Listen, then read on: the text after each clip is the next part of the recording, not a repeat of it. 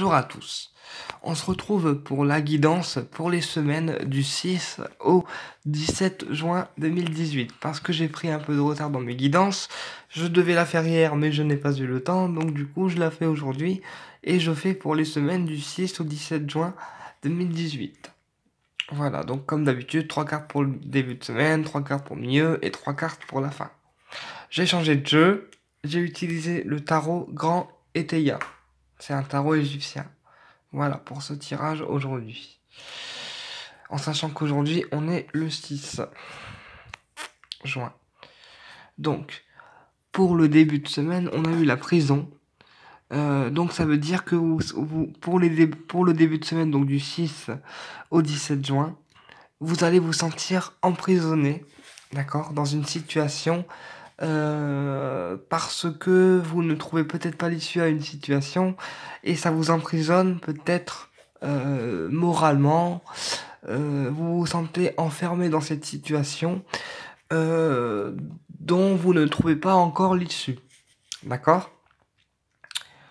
Donc on vous demande par rapport à cette situation-là de prendre du repos parce qu'on a eu la carte bien repos. Donc ça signifie que par rapport à cette situation dans laquelle vous êtes emprisonné, il faudra prendre du repos et du recul.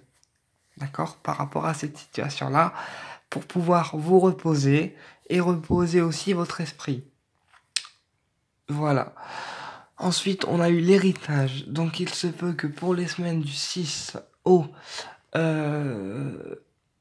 17 juin, il y ait soit un héritage familial qui arrive, soit quelque chose dont vous allez hériter bientôt, d'accord? Donc je ne sais pas ce que c'est, hein. Ça peut être une somme d'argent, ça peut être un don, ça peut être un bien matériel dont vous allez hériter, je ne sais pas.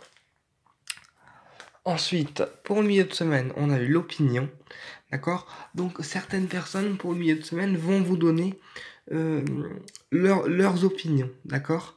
Leurs opinions, justement, euh, leurs opinions peut-être par rapport à cette situation qui vous emprisonne. Peut-être que vous allez recevoir de l'aide ou des conseils, d'accord? Mais en tout cas, par rapport à cette situation qui vous emprisonne, vous allez recevoir des conseils et des opinions diverses qui vous permettront d'avancer. D'accord? Et peut-être aussi d'y voir un petit peu plus clair. Ensuite, on a eu économie. Donc peut-être que pour le milieu de semaine, il faudra faire attention aussi au niveau de l'argent, à ne pas trop dépenser d'argent et à mettre un petit peu d'argent de côté, peut-être pour un départ en vacances, peut-être pour un projet que vous souhaitez réaliser, etc. Voilà. Ensuite, pour le milieu de semaine, en dernière carte, on a eu fille sincère. D'accord? Fille sincère. Donc peut-être que pour les personnes qui ont une femme dans leur cœur et qui attendent leur retour, ça peut signifier que cette fille-là est sincère, que vous n'avez rien à craindre. D'accord? Que vous n'avez strictement rien à craindre. Que cette fille-là ne profite pas de vous et qu'elle est sincère avec vous.